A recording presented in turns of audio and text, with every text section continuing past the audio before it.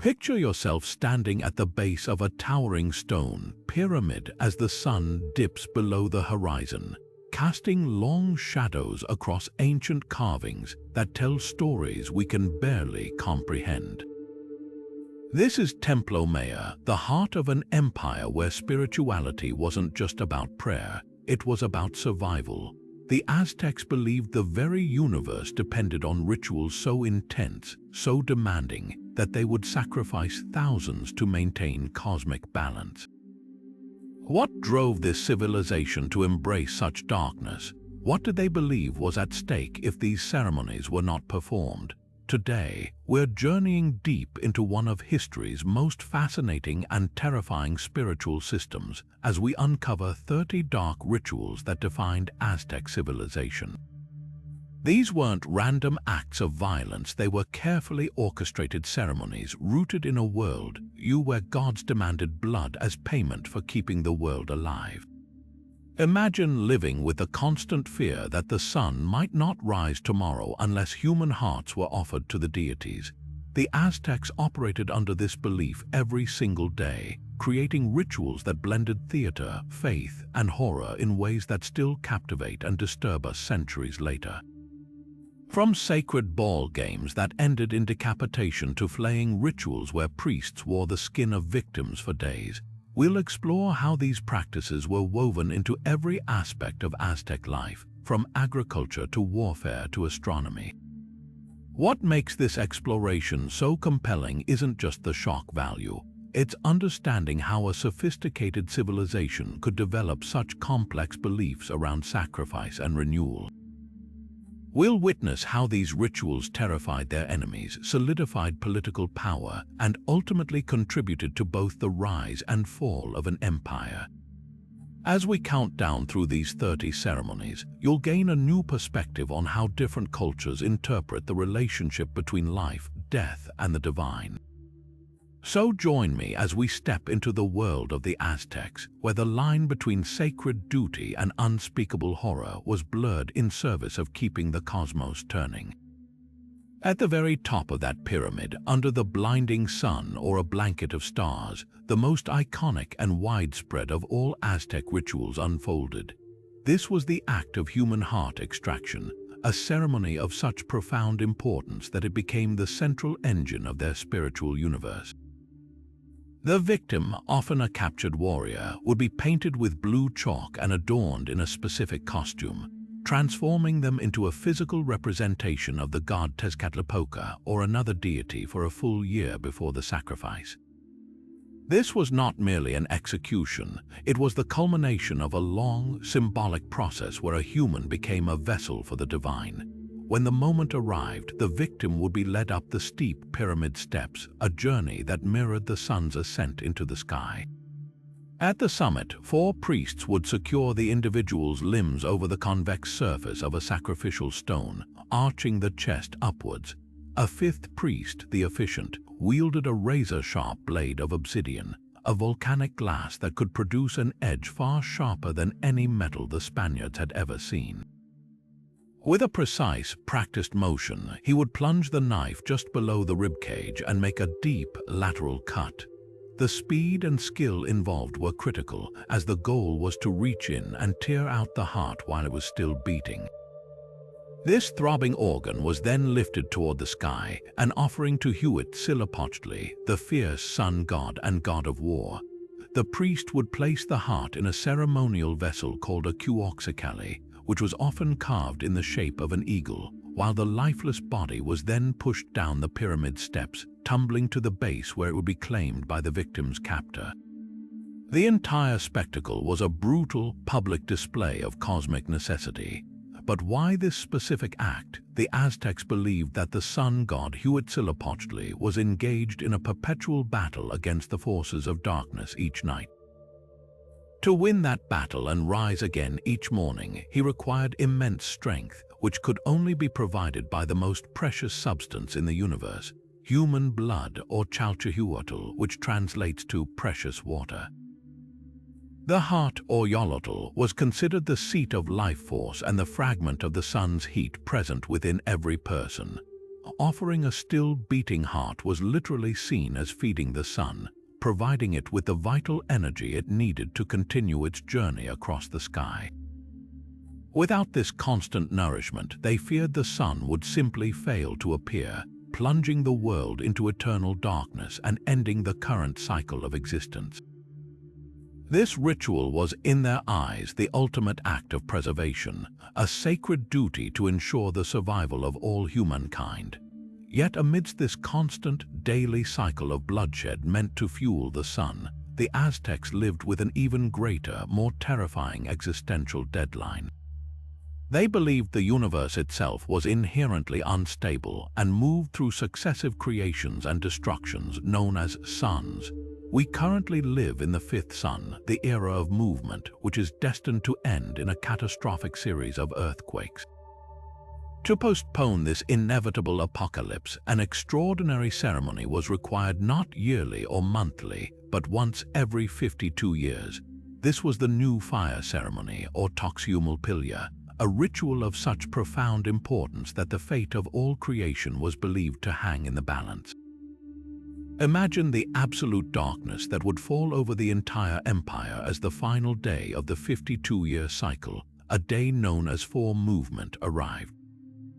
On that day, as the Pleiades star cluster reached its zenith in the night sky, every single fire in every home, temple, and workshop was completely extinguished. Pregnant women were locked away indoors and people hid in their homes, fearing that the world might actually end, that the stars might transform into monstrous Tzitzimaime demons that would descend to devour all of humanity. The entire civilization held its breath, plunged into a silent, cold, and pitch-black anxiety, waiting for a sign that life could continue. All eyes were fixed on the Hill of the Star, a sacred mountain just outside the capital city of Tenochtitlan. There, Aztec priests would wait, watching the heavens for the specific moment the Pleiades passed directly overhead. If the stars continued on their path, it was a signal that the world had been granted another 52-year cycle. The most critical part of the ritual could then begin. A single, chosen victim, often a captured warrior of high status, was laid upon a sacrificial stone. His heart was quickly removed and placed inside a ceremonial fireboard. As the priest struck the board, the friction, combined with the spiritual power of the offered heart, was believed to ignite a new flame. This first spark was not just a fire, it was the literal rebirth of the sun itself, a tiny piece of the celestial body brought down to earth. From this single, sacred source, messengers with torches would carry the new fire to every city, town, and village in the empire. People could then emerge from their homes to relight their hearts, celebrating the renewal of the world with a sense of overwhelming relief and joy. The ceremony was the ultimate expression of the Aztec worldview. That order was precarious, that the cosmos required immense sacrifice to sustain itself, and that through a perfectly executed ritual, humanity could actively participate in preventing its own annihilation. But if the new fire ceremony was about preventing the end of the world, another profound ritual focused on ensuring the world would continue to feed its people. This was the festival of Tlaloc, dedicated to Huitzilopochtli, a god whose very name means "Our Lord the Flayed One." He was the deity of spring, of renewal, and of the goldsmiths, but his domain was perhaps the most visceral of all. He represented the shedding of the old to make way for the new, just as a seed must break open and die for a new plant to emerge. The central ceremony of his festival was a powerful and gruesome performance known as the Flayed Skin Dance. After a sacrificial victim, often a captured warrior, was killed in gladiatorial combat or through heart extraction, the body was treated with immense ritual significance. Priests would carefully flay the entire skin from the corpse, creating a single, ghastly suit. A senior priest would then don this skin, slipping into the raw, fleshy garment and becoming a living embodiment of Huitzilopochtli himself. This was not a brief symbolic act. The priest was required to wear this human skin for 20 full days, a period that represented the length of the festival. Imagine the sensory horror of it, the smell, the cold, clammy feel of it against his own skin, the way it would gradually dry out and tighten over the weeks. This living representation of the god would then lead a procession through the city, performing a slow, shuffling dance. The donned skin was seen as a fertile new layer, a symbol of the fresh vegetation that covers the earth in spring after the barren death of winter. The dance was an act of imitative magic, a way to show the community that life emerges from death, that renewal is always possible. For the Aztecs, this was not an act of mere cruelty. It was a profound theological statement made tangible. The rotting skin, eventually removed and stored as a sacred relic, was akin to the husk of a seed or the dead leaves that mulch the soil, necessary decomposition that feeds new growth. This ritual connected the fate of warriors directly to the success of agriculture. The blood of the sacrificed was believed to nourish the earth just as the spring rains did, and the flayed skin represented the new layer of corn husks that would soon envelop the ears of maize. In the Aztec worldview, there was no separation between the battlefield and the cornfield. Both were arenas where life was given to sustain the community. The Flayed Skin Dance was a terrifyingly literal performance of this belief, a reminder that their survival, their very food, was purchased through the ultimate sacrifice. While the rituals for the sun and spring gods were public and theatrical, some of the most somber and psychologically complex ceremonies were reserved for Tlaloc, the god of rain, lightning, and earthly fertility. His domain was absolutely essential for survival in an empire dependent on agriculture, yet his nature was fundamentally dualistic. Tlaloc could provide the gentle, life-giving rains that nourished the maize, but he could also summon devastating droughts, destructive hurricanes, and deadly bolts of lightning. Appeasing such a powerful and temperamental deity required an offering he was believed to treasure above all others, the innocent tears of children.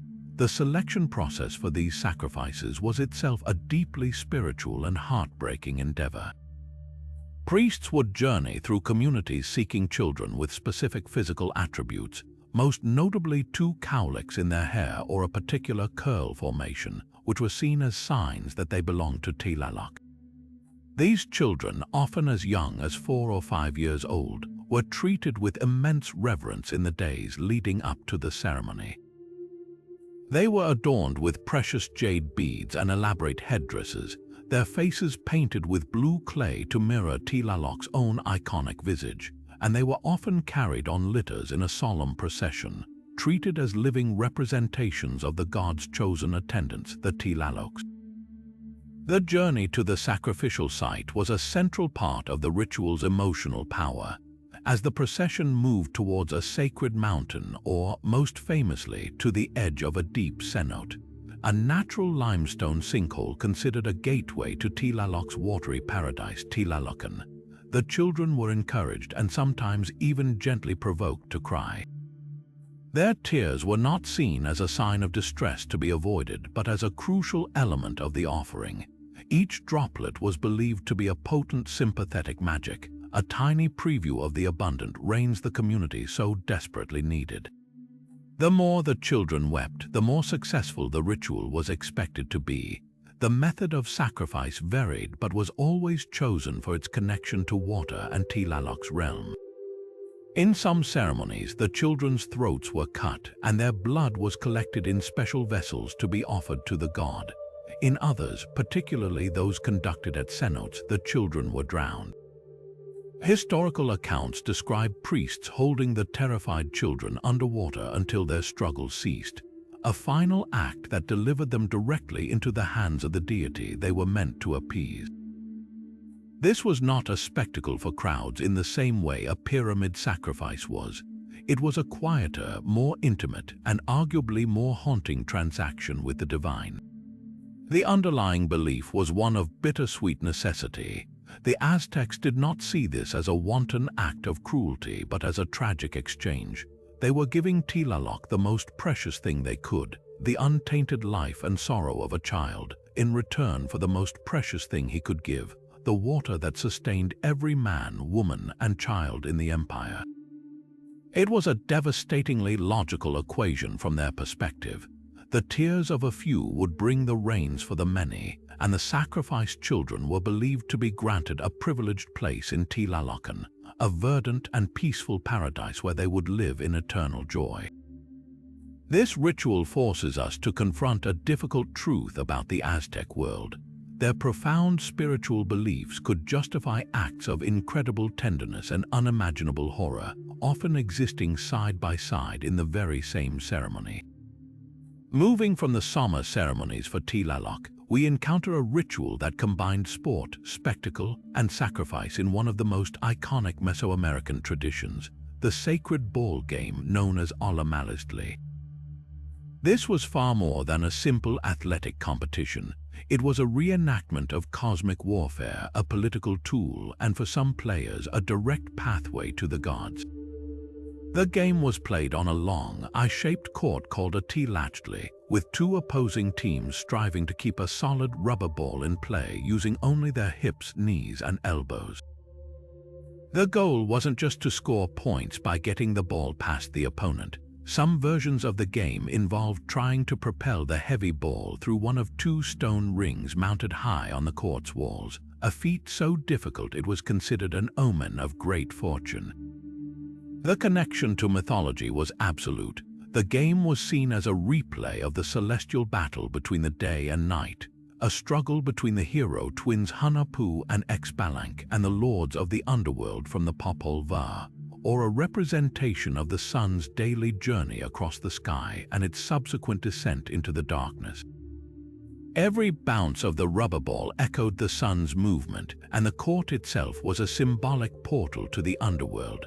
With such high cosmological stakes, the outcome of an important match was never just about winning or losing. It was about interpreting the will of the gods. When a game was designated as a ritual event, the outcome could be fatal. Historical accounts and artistic depictions suggest that on certain occasions, the captain of the losing team, or sometimes even the entire team, would be ritually sacrificed. This was not seen as a punishment for poor performance, but as a tremendous honor. To die on the court was to become a living offering in the great cosmic drama one had just participated in. The sacrifice that followed was a direct continuation of the ritual, not a separate event. The most chilling and symbolic act often followed the execution. In some of these ritual games, the severed head of a sacrificed player was sometimes used as the core of a new rubber ball, or at the very least, the heads were placed in the court for a macabre ceremonial display. This gruesome practice was a powerful piece of sympathetic magic. By using the head of a ball player, an individual who had just embodied a celestial hero or a god in the game, to create the new sun or ball, the Aztecs were physically recreating the central myth of their cosmology, the rebirth of the sun from the sacrificed gods at the dawn of the current era. The ball, now imbued with the life force of the victim, would once again be put into play, symbolizing the eternal, cyclical nature of existence where death directly fuels new life. For the Aztecs, this was the ultimate expression of a truth that governed their entire world, that the energy required to keep the universe in motion could only come from the most valuable source imaginable. While the ball game used sport as a prelude to sacrifice, another ritual turned warfare itself into a sacred theater of honor and humiliation. This was the gladiatorial sacrifice, a ceremony formerly known as Tlaloc, though distinct from the flaying ritual performed later in the same festival. Its centerpiece was the temalacatl, a massive, circular stone disc often carved with representations of the sun god, to which a single captured warrior was tethered. This was not a random prisoner of war. He was carefully selected for his proven bravery and skill in battle, making him a worthy offering to Huitzilopochtli. The ritual began with a symbolic transformation. The captive was given pulque, an alcoholic beverage, and was dressed in the specific regalia of a warrior, but with one crucial difference. His weapon was not a genuine obsidian-bladed macuahuitl club. Instead, he was armed with a mock weapon, often a club embedded with feathers rather than razor-sharp blades. Meanwhile, his opponents were some of the most elite jaguar and eagle warriors of the Aztec army, armed to the teeth with real, deadly weapons. The stage was set for a fight that was less a duel and more a ritualized, one-sided battle for divine entertainment. Tethered by one foot to the heavy stone disc, the captive's mobility was severely restricted.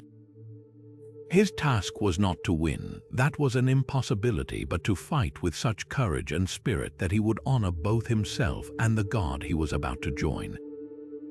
He was expected to defend himself against a relentless series of fresh, fully armed champions, parrying and striking with his feeble weapon until he was inevitably wounded and weakened by countless cuts.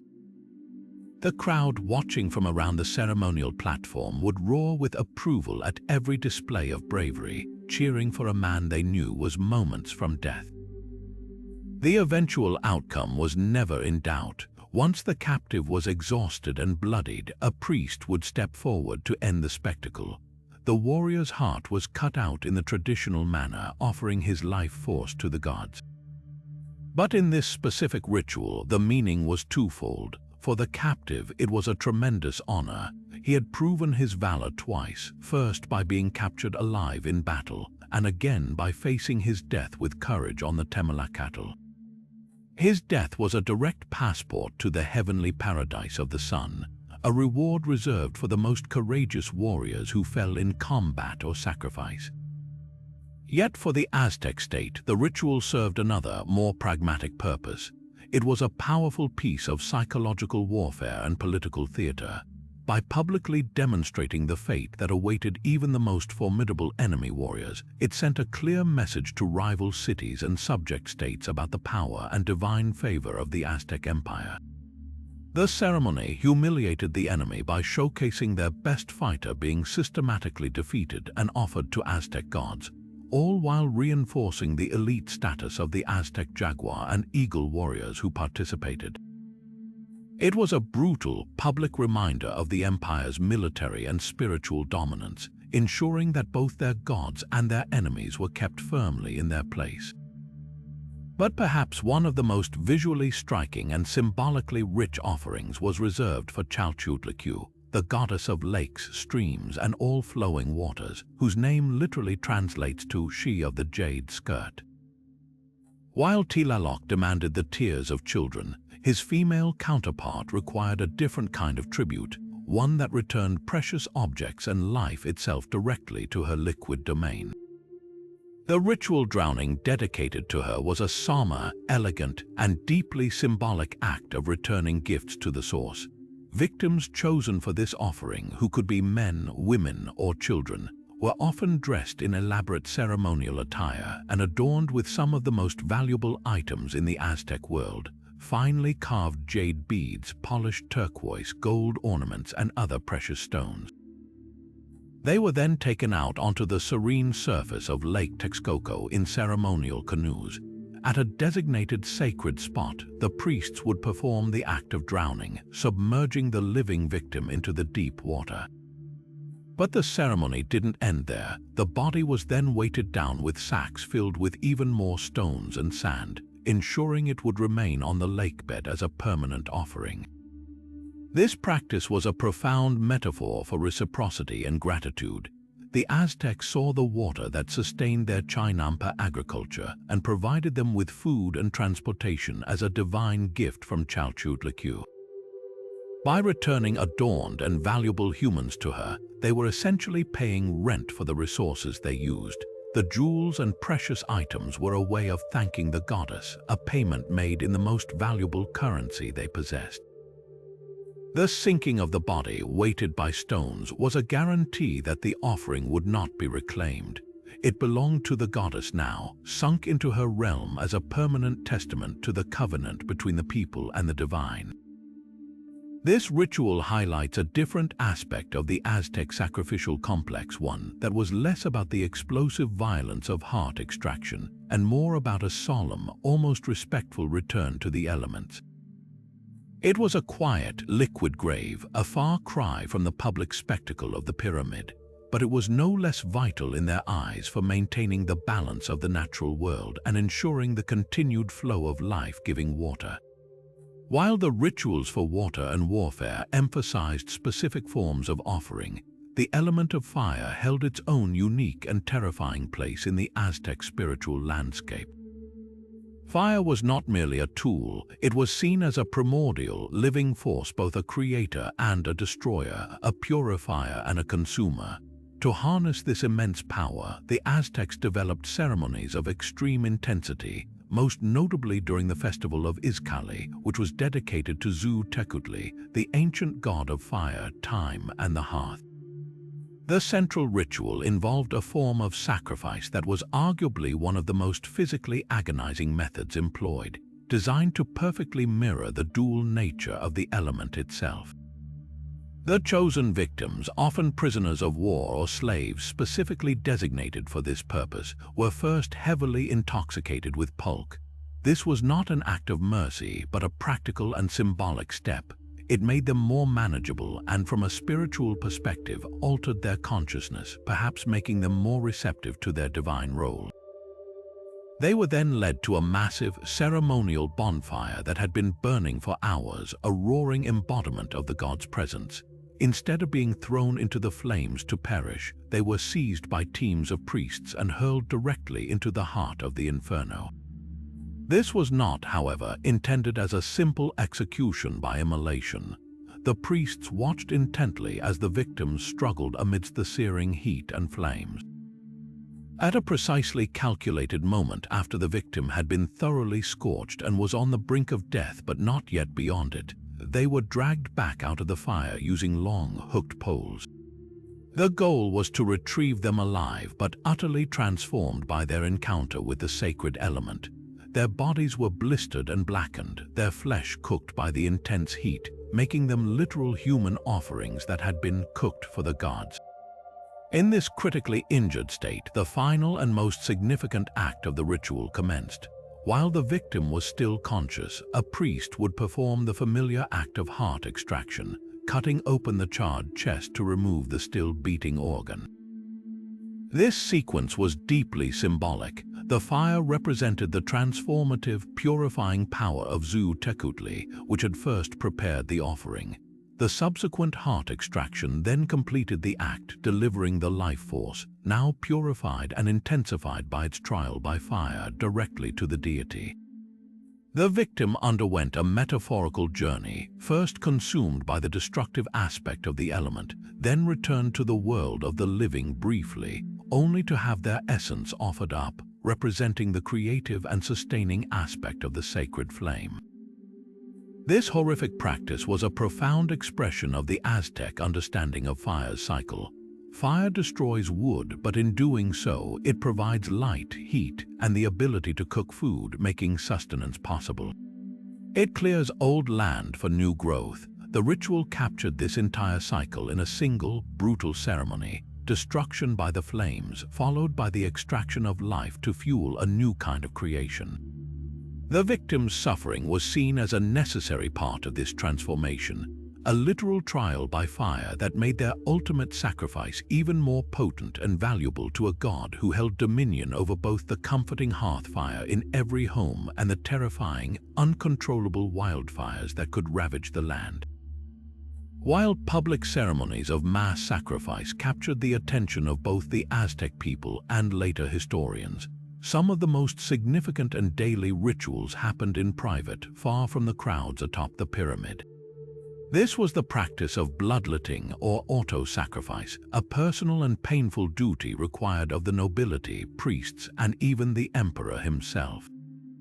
Unlike the offering of a captive's heart, this was a voluntary shedding of one's own blood, a direct and intimate transaction between an individual and the gods that was considered absolutely essential for maintaining the cosmic order.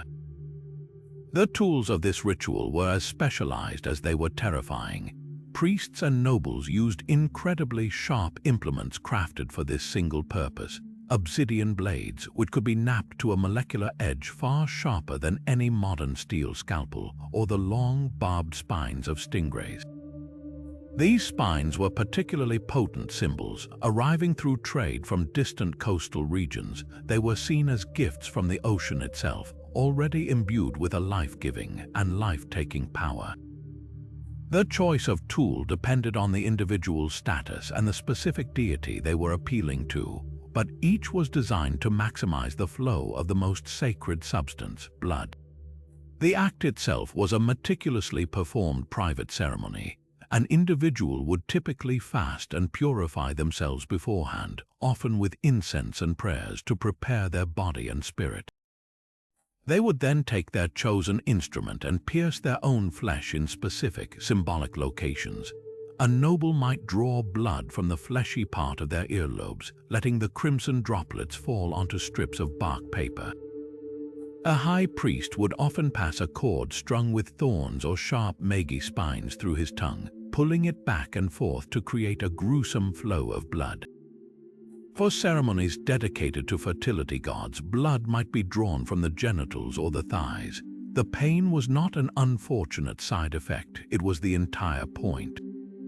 The self-inflicted agony was a demonstration of piety, a physical proof of one's commitment, and a valuable addition to the offering. This blood-soaked paper was then treated as the most precious of offerings. It might be carefully burned in a ceremonial brazier, the rising smoke carrying the essence of the sacrifice directly to the gods. In other cases, it was placed in a temple's sacred repository or even smeared directly onto the mouth of an idol. The underlying belief was one of reciprocal energy exchange. The nobles and priests were the stewards of the world, and it was their solemn responsibility to feed the gods with their own vital energy to ensure the universe continued to function. Their blood, particularly the blood of the elite, was considered especially potent and nourishing. By giving of themselves literally, they were participating directly in the same cosmic work as the large-scale public sacrifices, just on a more personal, daily scale. It was a constant, quiet reminder that even the most powerful figures in Aztec society were ultimately servants to forces far greater than themselves, bound by a duty that was written not in law, but in their own blood. This practice, known as ritual cannibalism, stands as one of the most complex and misunderstood aspects of Aztec spirituality. It was not an act of random violence or savage hunger. It was a deeply symbolic sacrament, a final, intimate step in the cycle of offering that transformed a sacred ceremony into a physical communion. After a captive warrior's heart had been offered to the sun and his body had tumbled down the pyramid steps, his remains were treated with profound reverence. The body was not discarded. It was carefully butchered with specific limbs prepared for a ceremonial feast. The right thigh, considered a particularly powerful and choice cut, was often reserved for the Aztec nobility and the royal court, symbolically reinforcing the ruler's divine connection and role as the primary steward of the cosmic order. The vast majority of the body, however, was delivered to the warrior who had originally captured the victim on the battlefield. This was his hard-won property, a tangible reward for his courage and skill. He would not consume it himself in private, but would instead host a solemn feast for his extended family and close kin. This was not a raucous celebration, but a sacred meal, a ritual of incorporation where the line between the sacred and the familial blurred. The act of eating was believed to be a literal transfer of vital energy. By consuming the flesh of a brave warrior, the participants, the captor and his family, were thought to absorb the victim's strength, his courage, and his tonally or animating spirit force. This was not about gaining protein. It was about acquiring the metaphysical qualities that made the victim a valuable offering in the first place. For the Aztec warrior, this was the completion of a sacred transaction. He had captured a worthy enemy, offered him to the gods, and now received a portion of the divine energy back, which would fortify him for future battles.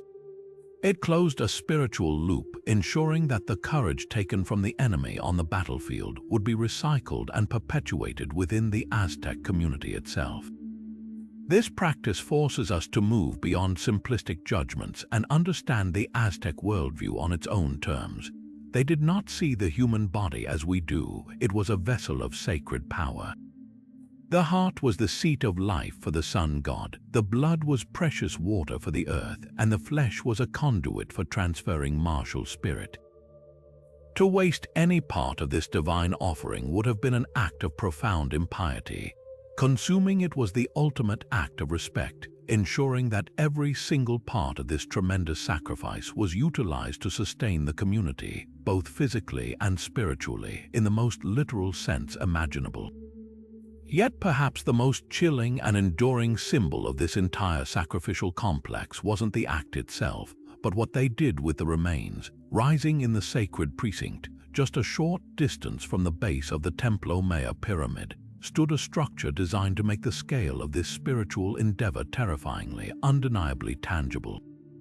This was the Tz'Ampantli, or the skull rack, a monumental latticework of wooden poles from which thousands of human skulls were publicly displayed in neat, endless rows. For the Aztecs, it was a sacred altar, a historical record, and a vital part of the soul's journey. For their enemies and for us today, it is an almost unimaginable monument to the sheer volume of ritual death that underpinned their empire. The construction of a Tz'Ampantli was a precise and gruesome process that began the moment a head was severed from a sacrificed body. After the heart was offered and the corpse tumbled down the pyramid steps, the head was carefully cut off. Priests would then skillfully drill a hole on each side of the skull, typically just above the temple region. This was not an act of desecration, but one of preparation. These holes allowed for the skulls to be threaded onto a long, sturdy wooden pole, which was then hoisted horizontally between two massive vertical posts, creating a grisly banner of bones that could stretch for dozens of meters. Over time, as ceremonies continued and more heads were added, the rack would be expanded, sometimes into a great platform with multiple tiers, its walls entirely faced with staring skulls cemented in place with lime mortar. But the Tz'Ampantli was far more than a simple trophy case or a method of disposal. In the Aztec worldview, it served a profound spiritual purpose. They believed that the soul or life force of the sacrificed individual resided in the head for a period of time after death. By publicly displaying these skulls, they were not dishonoring the dead but were, in a sense, continuing the offering. The skulls were believed to radiate spiritual energy or tonali, acting as perpetual conduits of praise and power directed at the gods. The rack was a living, breathing entity of sorts, a chorus of silent voices forever singing the glory of the deities who sustain the world. It was the final, permanent home for the most sacred part of the offering after the heart's temporary gift had been consumed. Simultaneously, the Tz'Ampantli functioned as the empire's most effective tool of psychological warfare. Imagine being an ambassador from a rival city-state or a leader from a recently conquered region, forced to walk through the heart of Tenochtitlan. Your path would inevitably lead you past this structure, where the skulls of thousands of sacrificed victims, many of whom were warriors who had once been your allies or kin, stared down at you in a silent, accusatory grid.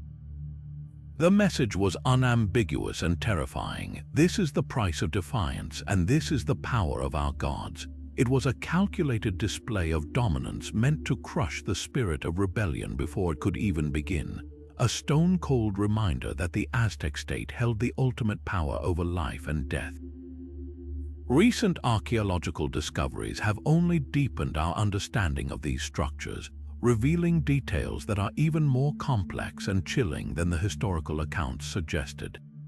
Excavations near the Templo Maya uncovered a massive, circular Tz'Ampantli made almost entirely of skulls mortared together, with estimates suggesting it contained over 600 crania. Even more tellingly, forensic analysis revealed that the display was not limited to the young male warriors we might expect. The racks included the skulls of women, children, and the elderly, indicating that the need for sacrificial offerings to feed the gods transcended age, gender, and even the status of the victim. This was a totalizing system where anyone could become a part of the architecture that held the universe together. The Tezcatlipoca was the ultimate expression of the Aztec reality, a world literally built upon the bones of the sacrificed, a civilization whose spiritual security was purchased one skull at a time. But while some rituals involved the grand spectacle of the pyramid or the quiet horror of the cenote, others were more like a sacred performance, a piece of living theater designed to manifest the gods' blessings in a way everyone could understand. This was the essence of the arrow sacrifice, a ceremony known as Tlaloc, performed to beckon the rains essential for a successful harvest. It was a powerful act of sympathetic magic, where the very act of the ritual was believed to directly cause the desired natural phenomenon to occur. The chosen victim, often a prisoner of war, was prepared not with terror in mind but with purpose. They were stripped and painted with sacred symbols, their body becoming a human canvas representing the earth itself, dry, barren, and desperately awaiting nourishment. They were then tied to a large wooden frame, often carved to resemble a flowering tree or a stylized representation of the world, their arms and legs spread wide in a posture of vulnerability and offering. This frame was not merely a restraint, it was a crucial prop positioning the victim as the central axis of the ritual universe, the point where human action could influence divine will. The archers, who were priests or nobles chosen for their skill and piety, would then take their positions. Their bows were not weapons of war in this context, but sacred instruments. The arrows they used were often tipped with obsidian, but some accounts suggest they may have been blunted or designed to cause shallow, bleeding wounds rather than instantly fatal injuries. The goal was not a quick kill, but a prolonged offering. As the ceremony reached its peak, accompanied by chanting and the rhythmic beat of drums mimicking thunder, the archers would let their arrows fly. The arrows would thud into the victim's flesh, primarily targeting the limbs to maximize blood flow while prolonging life. Each strike was a deliberate act, and with each new wound, fresh streams of blood would begin to flow down the victim's body, dripping onto the parched earth below. This was the entire point of the ritual. The falling blood was not seen as a grim byproduct. It was a perfect, literal representation of the life-giving rain the community so desperately needed. Each crimson drop that hit the soil was a prayer made visible, a tiny promise of the torrential downpours that would soon soak the fields and germinate the maize seeds. The ceremony was a direct plea to gods like Tlaloc or Centeotl, the maize deity. It was as if the priests were saying, "See, this is the rain we provide. Now we ask you to match our offering and provide your own." The victims' suffering and the shedding of their blood created a spiritual debt that the gods were obligated to repay with actual rain.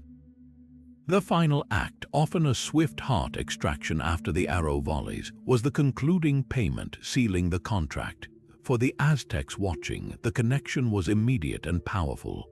The sacrifice on the frame was the direct and necessary cause of the clouds gathering on the horizon, a terrifying but essential transaction to ensure their survival for another season.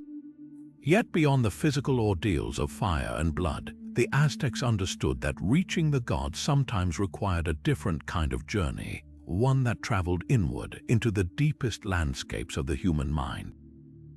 For this, they turned to the power of sacred plants, employing potent psychoactive substances to dissolve the boundary between the earthly and the divine. Among the most important of these was a beautiful but deadly flower known as sacred datura or Tlaloc, a plant whose trumpet-shaped blossoms concealed a powerful key to the spirit world. The preparation for this ritual was a ceremony in itself, handled with extreme care by experienced priests who understood both the spiritual and physical dangers involved. The seeds, leaves, and flowers of the datura plant contain powerful tropane alkaloids, chemicals that are highly toxic in even slightly incorrect doses. These were ground into a fine powder or brewed into a thick, bitter tea. Consumption was never casual or recreational. It was a solemn act of devotion, undertaken only by trained priests and on specific occasions by the sacrificial victims chosen for particularly significant ceremonies. The substance was treated with immense respect, often addressed as a deity in its own right, a sacred medicine that could either grant divine vision or deliver an agonizing death if misused. For the participant, the experience was a gradual and overwhelming transformation of reality. Within minutes of ingestion, the world would begin to warp and shift. Intense dryness of the mouth and blurred vision gave way to vivid, waking dreams. The priest or victim might feel as though they were floating, their body becoming distant and unimportant as their consciousness expanded. This trance-like state was not seen as a hallucination or a break from reality, but as a sacred door swinging open, allowing the individual to step into the true, hidden reality where the gods resided. Time itself would become meaningless, with hours feeling like seconds or moments stretching into eternities. This chemically induced state was the entire point of the ritual. A priest, deep in a datura trance, was believed to become a clear vessel, his own mind quieted so that the voice of a god could speak through him. He might deliver prophecies, diagnose spiritual illnesses within the community, or receive direct instructions for an upcoming ceremony. For a sacrificial victim, the purpose was even more profound. By entering this altered state before their death, they were not merely being drugged for compliance. They were being prepared for their ultimate role. The Aztecs believed that the datura journey began the process of dissolving the victim's human essence, making them more receptive to the divine force that would fully inhabit them at the moment of sacrifice. A victim who was peacefully smiling or speaking to unseen entities as they were led up the pyramid steps was not disoriented. They were already halfway to the god they were about to become, their transition from human to divine offering made seamless by the sacred plant. This practice reveals a sophisticated and nuanced understanding of consciousness that startles modern observers. The Aztecs did not see these mind-altering substances as a form of escape, but as a sacred technology, a tool for achieving a specific spiritual goal. The terrifying and often disorienting effects of datura were seen as a necessary trial, a price to be paid for the privilege of communion. In a belief system where blood was the currency of the cosmos, altered states of awareness were the language through which the bills were paid and the contracts were signed, ensuring that every ritual, no matter how terrifying, was conducted with a direct line to the divine will it was meant to serve. Moving directly from the potent spiritual journeys of mind-altering plants, we confront a ritual that grounded the Aztec cosmos in the most fundamental necessity of all, food. This was the sacrifice of the corn maiden, a ceremony of profound beauty and brutality dedicated to Huitzilopochtli, the goddess of maize and sustenance, whose name means seven serpent. Unlike the public spectacles of the Templo Maya, this rite was an intimate agricultural prayer performed at the crucial juncture of the planting season, where the fate of the entire year's harvest was believed to hang in the balance. The selection of the maiden was a process imbued with deep symbolic meaning. She was not a warrior captured in battle, but a young woman, often from a noble family, chosen for her purity and health qualities that mirrored the ideal state of a perfect, robust ear of corn. In the months leading up to the ceremony, she was treated not as a prisoner, but as the living incarnation of the goddess herself. She was dressed in fine robes, her face painted a vibrant red and yellow, and she was adorned with a magnificent headdress crafted from dried, brightly colored corn cobs. She was fed the finest foods and shown great reverence, a living symbol of the abundance the community hoped to receive. This period of veneration was essential. It was a process of charging a human vessel with the very essence of fertility she was meant to bestow upon the earth. When the day of the autumn planting festival arrived, the ritual reached its summer climax. The maiden, now the complete embodiment of Huitzilopochtli, was led not to the summit of a pyramid, but to a sacred field or a temple courtyard. There, before the assembled priests and perhaps key members of the community, she was laid upon a bed of dried maize husks and flowers. The act of sacrifice itself was swift and precise. With a single blow from an obsidian blade, her head was severed from her body. But the moment of death was not the end of the ritual. It was the moment of its true beginning, the catalyst for a powerful act of sympathetic magic. As the maiden's blood flowed from her body, it was carefully collected in special ceremonial bowls. This blood, now charged with the spiritual power of the corn goddess, was considered the most potent fertilizer imaginable. Priests would then take this sacred liquid and meticulously pour it over baskets filled with the carefully selected seed corn that was destined to be planted for the next season. They would mix the blood with the seeds, ensuring every kernel was coated in the vital, life-giving substance. The underlying belief was one of direct and literal transfer. The life force of the goddess contained within the blood of her human representative was being physically transferred into the dormant seeds. This act was seen as awakening the seeds, infusing them with the spiritual energy required to break open underground, push through the soil, and grow into strong, healthy plants that would feed the entire population. The final act of the ceremony completed this cycle of life, death, and rebirth. The maiden's body was not discarded or displayed on a skull rack. It was treated with the utmost respect as one would treat a divine gift. It was carefully flayed, and a priest would then wear her skin, just as in the festival of Tlaloc, becoming a living, walking embodiment of the fertile earth now enriched by the offering. The head, however, was treated separately. It was often placed on a pole and positioned in the middle of a freshly sown field, a powerful totem meant to stand watch over the germinating seeds. Chinese letter gaze, ensuring the goddess's blessing remained present throughout the growing season. This entire intricate process, from veneration to sacrifice to agricultural application, was the Aztec answer to a universal human anxiety, the fear of famine. They believed that by offering the very best of their community, the literal embodiment of health and life, they could guarantee that the earth would reciprocate, providing the maize that was the absolute foundation of their civilization, the sacred sustenance without which everything else would simply cease to exist. High above the bustling ceremonial plazas, a spectacle of breathtaking beauty and dizzying courage would unfold, offering a stark contrast to the blood-soaked stones below. This was the volador ceremony, the dance of the flyers, a ritual so visually stunning that its modern descendants are still performed today as a celebration of culture.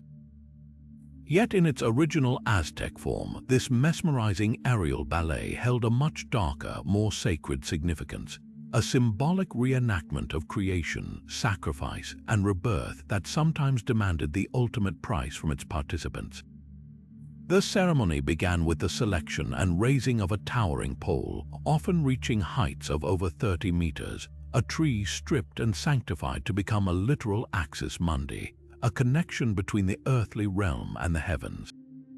At its summit, a small, square frame was secured, barely large enough for the performers to stand upon. 5 men would then ascend this immense height using nothing but ropes woven from vines, a treacherous climb that itself was an act of devotion. 4 of these men were the flyers, each representing a specific cardinal direction and the god associated with it, while the 5th was the maestro, the captain and musician who would remain at the top to play a sacred drum and flute, directing the ceremony from his perilous perch. Once in position, the 4 flyers would tie one end of their ropes around their waist and the other to the top of the pole. Then, at a signal from the maestro, they would launch themselves backwards into the open air, headfirst towards the ground far below. The ropes, carefully wound around the top of the pole, would begin to unwind, sending the flyers spiraling in ever-widening circles as they descended. The goal was to make exactly 13 revolutions each. With 4 flyers, this totaled 52 circuits, a direct representation of the 52-year cycle of the Aztec calendar and the all-important new fire ceremony. As they spun through the air with their arms outstretched like soaring eagles, they were embodying the mythical winged beings who carried the sun across the sky. But within this beautiful symbolism lay a deadly serious core. The flyers were not just performing acrobatics, they were reenacting the myth of the five suns, the creation of the current world era.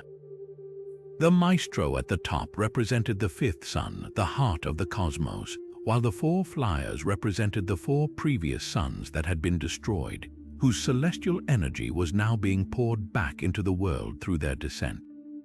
The act of falling was a symbolic death. They were the gods sacrificing themselves to set the cosmos in motion. This was where the potential for real, tragic sacrifice emerged. The ropes were made from natural fibers that could fray, the wooden frame could crack, and a sudden gust of wind could send a flyer crashing into the pole. While not every Volador ceremony ended in death, the ever-present risk of a fatal fall was an accepted part of the ritual. If a flyer did fall to his death, it was not interpreted as a simple accident or a failure. It was seen as the ultimate culmination of the ritual, a willing and actual sacrifice that mirrored the symbolic one. The god that flyer represented was not just pretending to die for the good of creation. He had truly given his life, making the symbolic act terrifyingly real and therefore infinitely more powerful. His death was believed to directly nourish the sun and stabilize the cosmic order, a voluntary offering from a dedicated priest who had literally taken a leap of faith. The beautiful, graceful dance of the Voladors was therefore a perfect expression of the Aztec worldview. Even the most breathtaking art could be a vessel for the darkest truths, a reminder that maintaining the universe was a delicate and deadly serious business that required the constant possibility of a final, falling offering. Now, let's turn our attention to a ritual that distilled the entire Aztec struggle with mortality into a single, harrowing spectacle. This was the ceremony of Xochitl, a festival of fire held in honor of Huitzilopochtli, the ancient god of fire and time. While we've already explored one fiery ritual dedicated to this powerful deity, the Xochitl ceremony was distinct, a potent dramatization of the soul's agonizing journey through the afterlife, performed not on a grand pyramid but around a roaring, open bonfire that became a stage for the most fundamental of human conflicts. The centerpiece of the ritual was a massive pole, much like the one used in the Volador ceremony, but this one was crowned not with a platform, but with a dough effigy of an eagle crafted from amaranth seed and honey. This eagle represented the soul's highest aspiration, a celestial ascent to the paradise of the sun. For days, this effigy stood as a beacon, a symbol of hope and divine reward. But on the night of the ceremony, the pole was cut down and the effigy was cast into a great ceremonial fire, a dramatic act that signaled the beginning of a much darker and more visceral performance. This was the moment the chosen victims were brought forward. These individuals, often captives of war, were heavily intoxicated with pulque, not to mercifully dull their senses, but to disorient them and amplify the primal terror of what was to come. The priests then seized them and one by one hurled them directly into the heart of the blazing inferno. The goal, however, was not to let them burn to death. It was to subject them to a trial by fire, a searing purification that mirrored the believed challenges a soul faced after death. The victims, scorched and blistered, would instinctively scramble to escape the unbearable agony of the flames. As they stumbled, smoking and screaming from the fire's edge, they were not met with freedom but with the cold, practiced hands of the waiting priests. These men were armed with hooks and ropes, and they would immediately seize the escapees, dragging them away from the fire before they could perish within it. The victims were now caught in a horrifying limbo, pulled back from the brink of death by the very flames, only to be delivered into the hands of their executioners. In this critically injured state, their bodies transformed by the fire, they were forcibly laid upon a sacrificial stone. The final act was a swift heart extraction, performed while the victim was still conscious, their chest rising and falling with ragged, pained breaths. The still beating heart was then offered to Huitzilopochtli, completing the symbolic cycle. This entire brutal sequence was a powerful metaphor for the Aztec understanding of existence.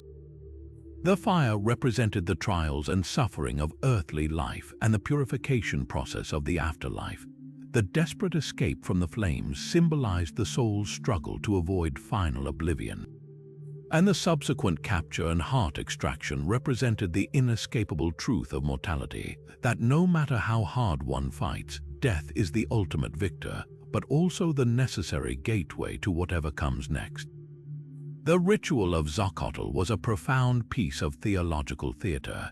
It showed the community that death was not a simple end, but a painful, tumultuous transition.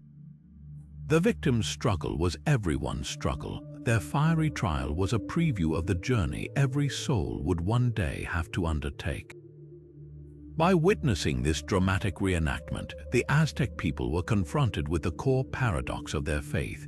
That life was a precious gift, yet it was only through a violent and willing surrender of that life that the cosmos could continue, and the soul could hope to achieve its final, glorious flight alongside the sun. While the grand public ceremonies and the sacrifice of captives formed the backbone of the Aztec spiritual economy, some of the most personal and painful acts of devotion happened in private, far from the eyes of the crowd. Beyond the daily bloodletting with magi spines and stingray barbs, the most devout nobles and priests could choose to make an offering of an entirely different magnitude, the ritual amputation of their own fingers. This was not a common practice, but an extreme act of piety reserved for moments of profound personal supplication or immense gratitude, a sacrifice that went far beyond a few drops of blood to offer a piece of one's very self. The decision to perform this act was never taken lightly. A noble might choose to do so in a desperate plea for a gravely ill child's recovery, or a high priest might offer a finger in thanksgiving for a victorious battle that he believed was won only through direct divine intervention. The finger chosen was often the little finger, though accounts suggest any finger could be offered. The act itself was a carefully orchestrated ceremony. The individual would first purify themselves through fasting and prayer, mentally preparing to transform a part of their body into a sacred object. They would then use a razor-sharp obsidian blade, the same tool used for heart extraction, to cleanly sever the chosen digit at the joint. The pain was excruciating, but it was this very agony that gave the offering its power. It was a tangible measure of the individual's devotion and the depth of their need. The severed finger itself was treated with the utmost reverence. It wasn't discarded, it became a potent physical offering, a literal piece of the supplicant's being. It might be carefully wrapped in blood-soaked bark paper and left at the feet of a temple idol, or it could be ceremonially burned, its smoke carrying the essence of the sacrifice directly to the gods. The blood that flowed from the wound was equally sacred, collected on paper or allowed to drip onto the earth as a direct offering. This act was seen as one of the most powerful transactions an individual could make. By giving a functional part of their body, they were demonstrating a commitment that far exceeded the offering of blood alone. It was a permanent, physical testament to their faith, a lifelong reminder etched not in memory but in their very flesh. This practice reveals a fascinating hierarchy of sacrificial value within Aztec spirituality. A captive's heart was an offering taken in war, a life given by the state for the good of the cosmos. One's own blood drawn daily was a duty, a tax paid to the gods, but the offering of one's own finger was a voluntary, personal gift of astonishing value. It was a piece of one's future capability and identity, willingly surrendered. In a civilization where manual dexterity was crucial for everything from weaving to warfare, losing a finger had real, lifelong consequences. This self-mutilation was therefore the ultimate proof of sincerity, a sacrifice that could not be faked or taken back, and it was believed to compel the gods to listen to even the most difficult of personal petitions with a favorable ear. Yet even within this rigid hierarchy of sacrifice, where captured warriors seemed to have a predetermined fate, there existed a ritual that offered a final, glorious, and deeply personal confrontation with death. This was the ceremonial combat, a ritualized duel known as the Tlaloc, where a single elite captive warrior was given the rare chance to die not as a passive victim, but as an active combatant on a stage designed for both spectacle and spiritual transcendence. The setting for this drama was a circular stone platform, the Huitzilopochtli or Eagle House, a sacred space that transformed into an arena where the lines between sport, theater, and sacrament blurred completely. The captive selected for this honor was never a common soldier. He was a proven champion, a man of renowned courage and skill captured from a rival city-state, often during the Flowery Wars, those staged battles specifically designed to gather sacrificial offerings. In the days leading up to the ceremony, he was treated with immense respect, fed luxurious foods, and honored as the living embodiment of a god, much like the victims for Tezcatlipoca. He was given a mock weapon, typically a macuahuitl, the formidable wooden club edged with obsidian blades, but with a crucial, devastating difference. The razor-sharp volcanic glass was replaced with harmless feathers. His opponent, by contrast, was one of the Aztec military's most elite warriors, a jaguar or eagle knight armed with a genuine, lethally effective version of the very same weapon. The fight itself was a meticulously choreographed piece of religious theater, but the outcome was never in doubt. Tethered to the center of the stone platform by a long rope, the captive's mobility was severely restricted, while his fully armed Aztec adversary could move freely around the perimeter. The crowd, including the highest nobility and priests, would watch intently, not for the suspense of who would win, but to witness the captive's character in his final moments. He was expected to fight with every ounce of his strength and spirit, parrying blows and attacking with his feather club as if it were real, demonstrating the courage that had made him a worthy offering in the first place. The Aztec warrior would engage him seriously, delivering shallow, bleeding cuts with his real weapon, slowly wearing the captive down in a gruesome display of controlled violence. This was not meant to be a quick execution.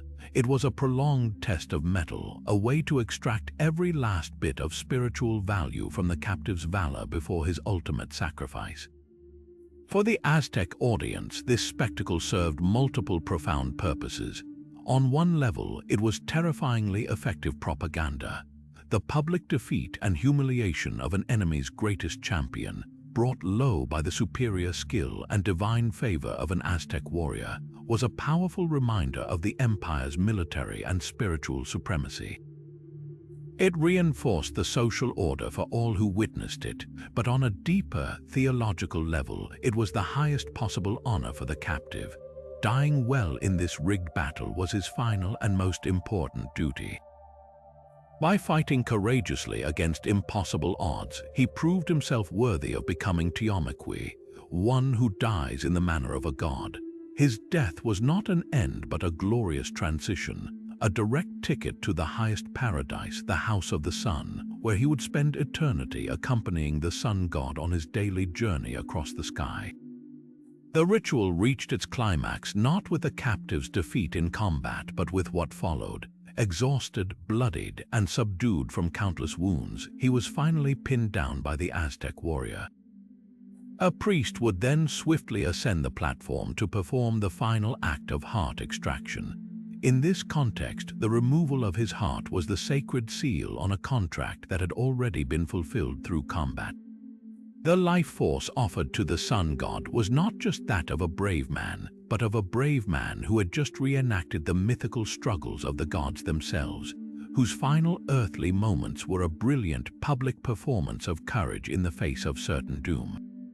The ceremonial combat was the ultimate expression of the Aztec ideal of a warrior's death, a fate to be embraced, not feared, transforming a ritual of execution into a hard-won passport to immortality. But the sacred journey of a sacrificial offering did not always end with the heart being raised to the sky or placed in an eagle vessel. In some of the most spiritually significant rituals, the most vital part of the offering was taken on a final, downward journey, interred within the earth itself to become a permanent, powerful anchor for the community. This was the heart burial ritual, a profound act of consecration where the still warm heart of a victim was carefully buried in a specific hallowed location to transform a physical space into a spiritually fortified one.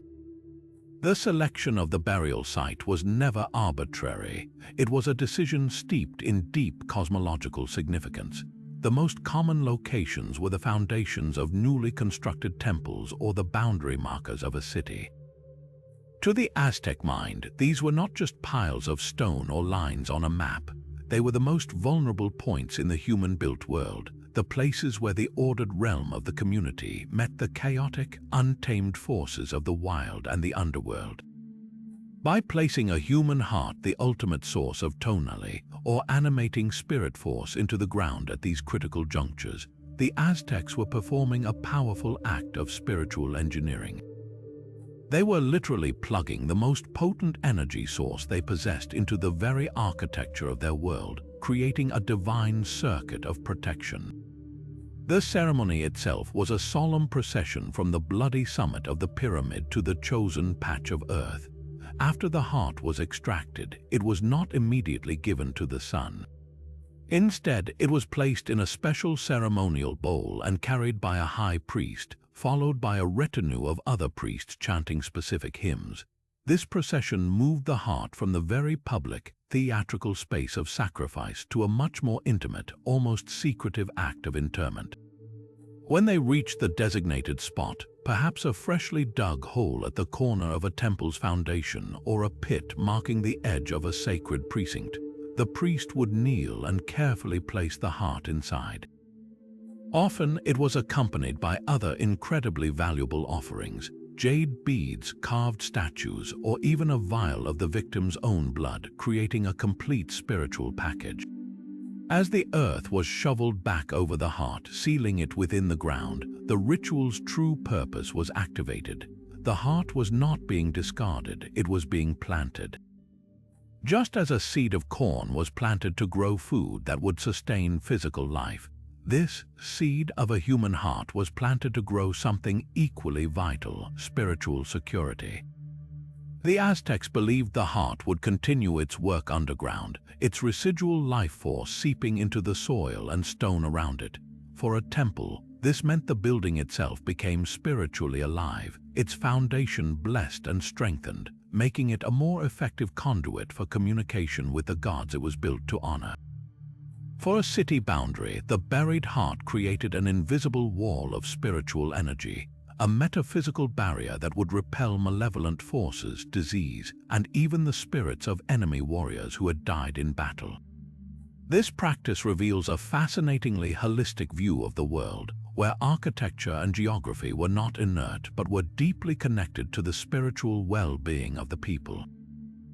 A temple built upon a foundation of buried hearts was considered far more powerful and stable than one built on mere stone. A city protected by a perimeter of these spiritual batteries was believed to be safer and more prosperous. The heart burial ritual was the ultimate act of community preservation, transforming a single act of violent death into a permanent, silent guardian, a hidden sacrifice that would continue to protect and nourish the living for generations to come, long after the blood had dried on the stones above and the name of the victim had been forgotten by all but the gods. Yet even the most permanent of earthly offerings required a stark reminder of life's fleeting nature, a theme embodied in one of the most psychologically complex and hauntingly beautiful of all Aztec ceremonies. This was the year-long ritual dedicated to Tezcatlipoca, the smoking mirror, a god of fate, night, and the unpredictable currents of destiny. Unlike the sudden violence of a battlefield capture, this was a slow, deliberate, and deeply philosophical performance that forced an entire civilization to confront the transient nature of beauty, power, and life itself. The selection process for this ritual was arguably the most stringent of all. The chosen one was not a warrior, but a young man, often from a noble family of a conquered people, selected for his absolute physical perfection. He could not have a single blemish, scar, or imperfection. His body was to be a flawless vessel, his demeanor noble, and his character graceful. From the moment he was chosen, he ceased to be a mere man. He was given the name and the identity of Tezcatlipoca himself, becoming the god's living representative on Earth for 1 full year. This was not a period of imprisonment, but one of extraordinary elevation. He was housed in luxury, dressed in the finest robes and adorned with priceless jewelry. He was taught to play the flute with exquisite skill, to speak with elegance, and to carry himself with the poise of a deity. Wherever he went, the people would bow and reverence him, for they were not seeing a captive, but the very embodiment of a powerful and capricious god. For those 12 months, this living god walked among them, a constant, breathing symbol of divine favor. Yet this existence was also one of profound isolation. Though he was provided with 4 beautiful wives to attend to his every need, these women were also carefully chosen to represent 4 goddesses. Their presence was not for genuine companionship, but was part of the sacred charade, a divine tableau made real. The young man lived a life of unimaginable privilege, but it was a gilded cage, a performance where every action, every note he played on his flute, was part of a sacred countdown to his own death. As the year drew to a close and the festival of Toxcatl approached, the ceremony entered its final, poignant act. The living god was taken on a solemn procession by canoe across Lake Texcoco. During this journey, his 4 celestial wives would leave him one by one, symbolizing the god shedding his earthly attachments. He was then led to a small, lonely temple on the shore. Upon reaching the steps of this temple, he would perform one final, symbolic act. He would take the flutes he had played so beautifully throughout his year of divinity and one by one shatter them on the stone steps. The music that had defined his divine life was now broken and silent, a powerful metaphor for the end of his earthly journey and the breaking of his mortal shell. He would then ascend the temple steps alone. At the summit, the same priests who had honored him for a year would now perform their final duty. As he lay back on the sacrificial stone, they would hold him down and extract his heart in the traditional manner, offering the life of the god-king back to the deity he had so perfectly represented. This ritual was the ultimate expression of the Aztec worldview, a meditation on the idea that even the most perfect and privileged life is transient, that all power is fleeting, and that everything, even a god, must eventually be returned to the source. The broken flutes at the foot of the temple were not just discarded instruments. They were the stark, beautiful, and heartbreaking sound of mortality, a final note that resonated with every person who witnessed it, reminding them that all things, no matter how glorious, must one day come to an end. Beneath the sun-drenched pyramids and bustling city streets lay another, far more hidden world of immense spiritual significance. The labyrinth of caves and deep caverns that dotted the landscape, believed by the Aztecs to be direct portals to the underworld or Mictlan. These were not merely geological features, they were seen as gaping wounds in the fabric of reality, places where the boundary between the world of the living and the 9-leveled realm of the dead grew dangerously thin.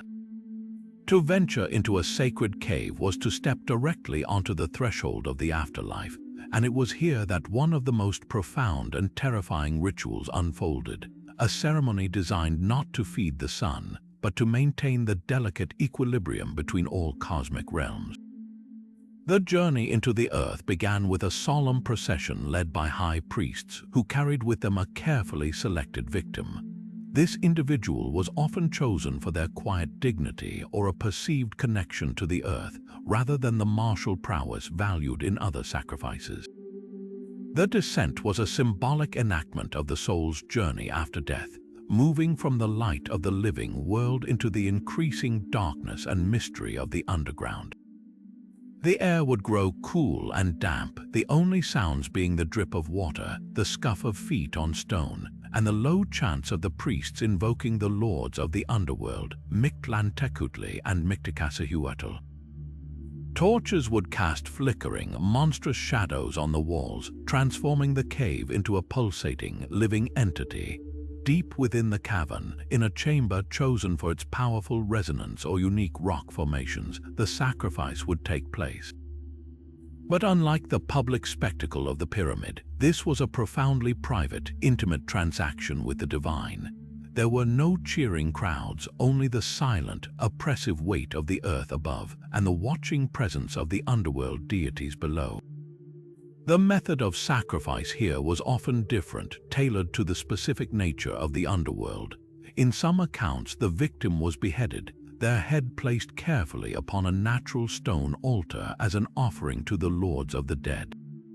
In other ceremonies, they were ritualistically drowned in underground pools or streams, their breath taken by the very waters that flowed into the depths of Mictlan. The core belief driving this ritual was one of essential balance. The Aztecs lived in a universe of competing forces. The sky realm demanded blood to fuel the sun, while the earth itself required offerings to remain fertile and stable. The underworld, they feared, was a realm of entropy and silence that constantly sought to expand, to pull the world of the living down into its stagnant embrace. By offering a life within these caves, the Aztecs were performing a vital act of spiritual maintenance. They were appeasing Mictlantecuhtli, the skeletal god of the dead, paying a toll to ensure he remained content in his shadowy domain and did not reach up to claim more souls than were his due. The blood soaking into the cave floor was a direct payment into the account of the underworld, a necessary transaction to keep the cosmic books balanced and prevent the collapse of all layers of existence into chaos. This hidden ritual ensured that the silence of the grave did not encroach upon the world of the living, making every step taken on the surface above dependent on the terrible silence maintained in the dark depths below. Yet for many sacrificial victims, the moment their heart was offered did not mark the end of their sacred utility. In rituals dedicated to specific deities, the body itself became a divine puzzle to be carefully taken apart, its pieces distributed as powerful relics that extended the spiritual transaction far beyond the pyramid's summit. This ritual dismemberment was a deeply symbolic act of allocation, where each part of the body was believed to hold a different type of sacred energy, meant for a specific purpose or a specific recipient in the complex hierarchy of the Aztec world. The process was methodical and precise, performed by priests who understood the anatomical and spiritual significance of each part. Using their razor-sharp obsidian blades, they would systematically separate the limbs, the head, and even the skin from the corpse. This was not an act of mere butchery, it was a sacred dissection, a way to unbundle the divine power contained within the victim and direct it to where it was needed most. The right thigh, for instance, was almost always reserved for the Aztec nobility, particularly the royal household. This choice cut was considered especially potent, imbued with the warrior spirit of the victim. By consuming this specific part in a ceremonial stew, the nobility believed they were literally incorporating the strength and courage of the offering, reinforcing their own right to rule and their connection to the divine forces that sanctioned their power. Other parts were designated for different temples across the vast ceremonial precinct of Tenochtitlan. The skull, once cleaned and defleshed, would often join the terrifying thousands on the Great Tz'ampantli. But the arms and legs might be transported to smaller neighborhood temples dedicated to local manifestations of gods, serving as a way to share the spiritual wealth of a major state sacrifice with the broader community. The flayed skin, as we've seen, could be worn by a priest for days. Even the blood that soaked into the earth at the base of the pyramid was considered a potent offering to the earth itself, a direct fertilization of the soil with the most precious substance in the universe. This practice reveals a fascinatingly efficient and holistic view of the sacrificial victim. To the Aztec mind, it would have been the height of wastefulness and a grave spiritual offense to use only the heart and discard the rest. The entire body was a vessel charged with tonali, or animating spirit force, and each part contained a residue of that power. By distributing the remains, they were ensuring that every ounce of this divine energy was utilized, creating a network of spiritual connections that bound the entire city together.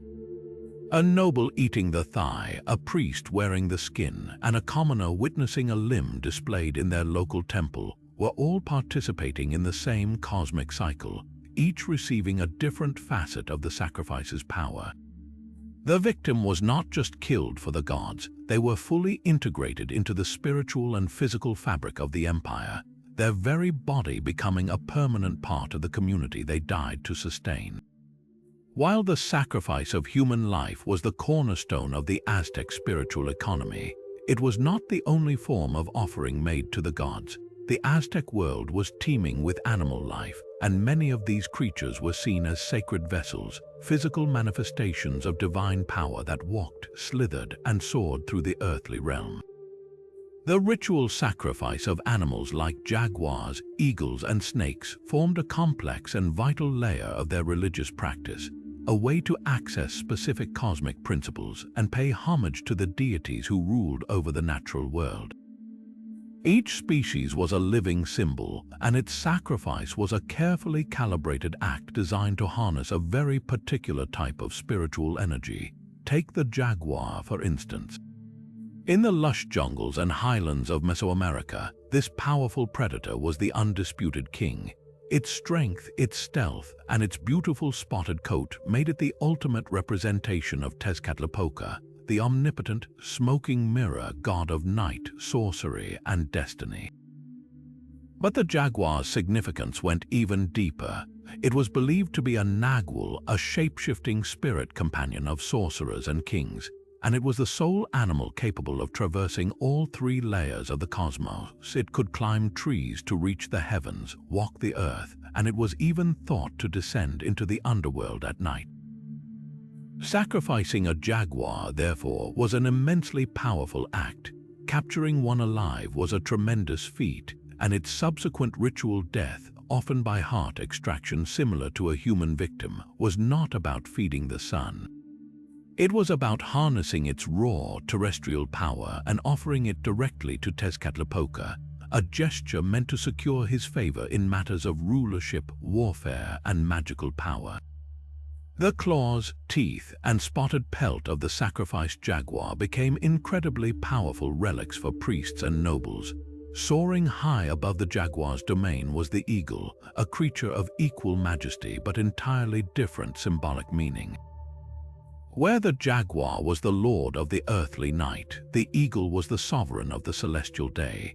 Its ability to fly higher than any other bird, to stare directly into the blazing sun, and to strike with terrifying speed from above made it the living embodiment of Huitzilopochtli, the fierce sun god and patron of Tenochtitlan.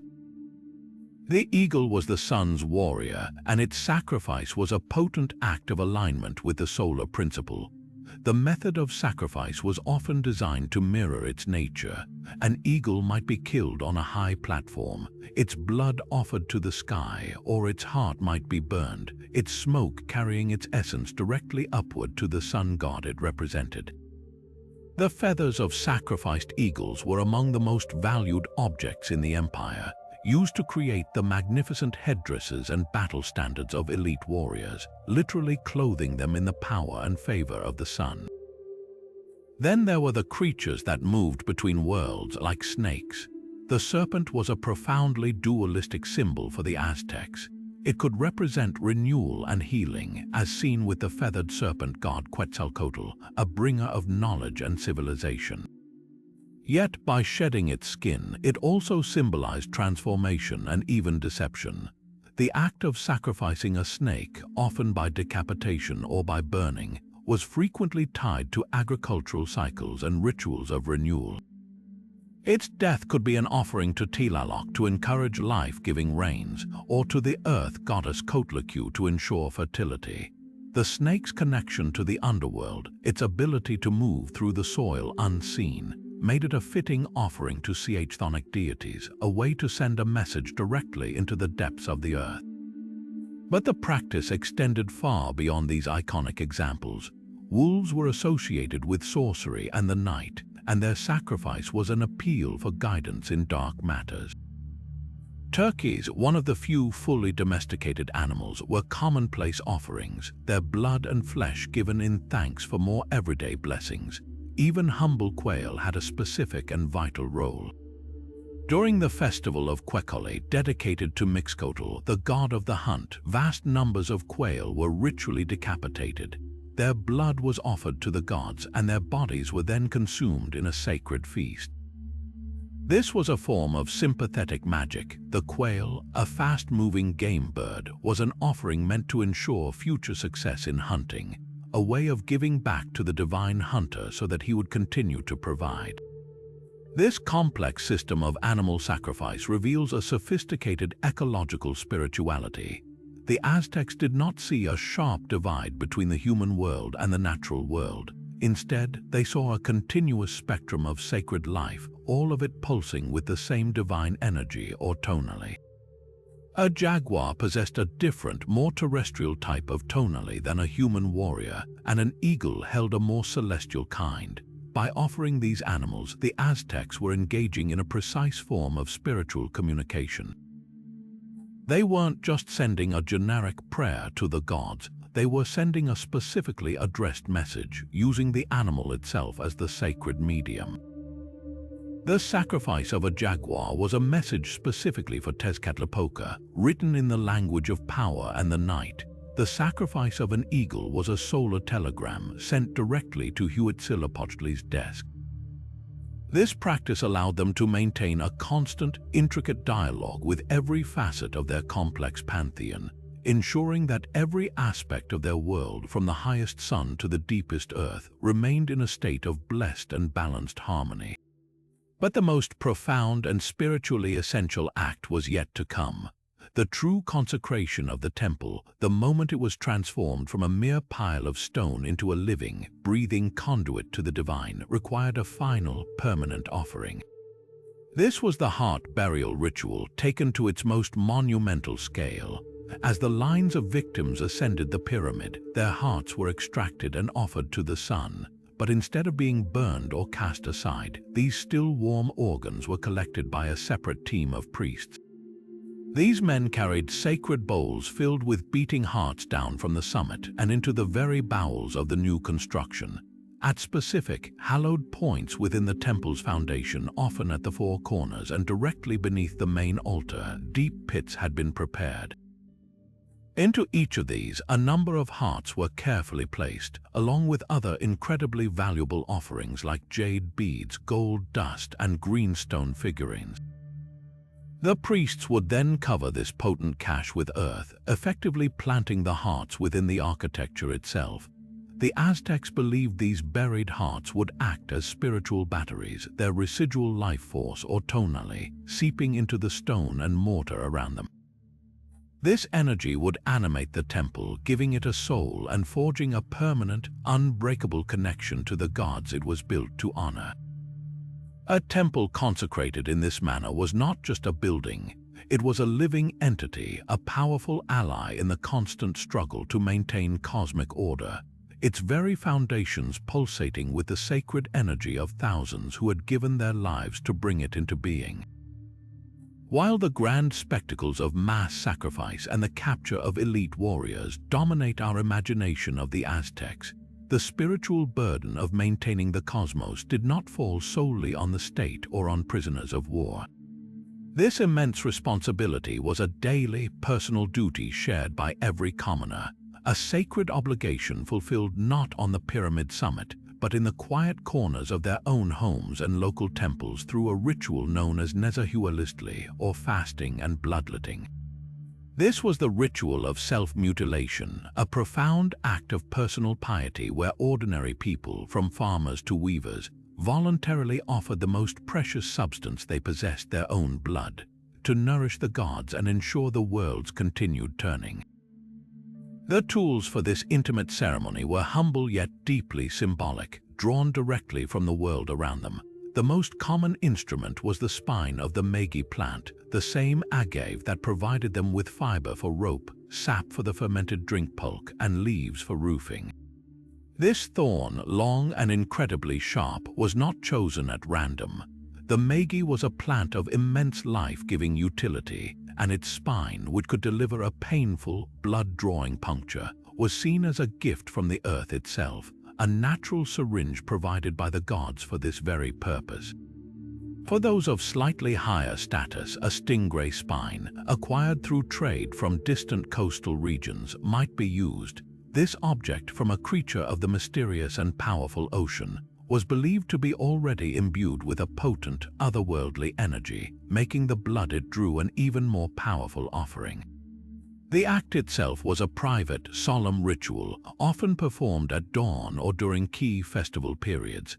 An individual would first purify themselves through fasting and bathing, preparing their body and mind for the transaction. They would then take their chosen spine and, with a practiced motion, pierce their own flesh. The most common sites were the fleshy parts of the earlobes, the upper arms, the calves, or the tongue. The pain was immediate and sharp, but it was not an unfortunate side effect.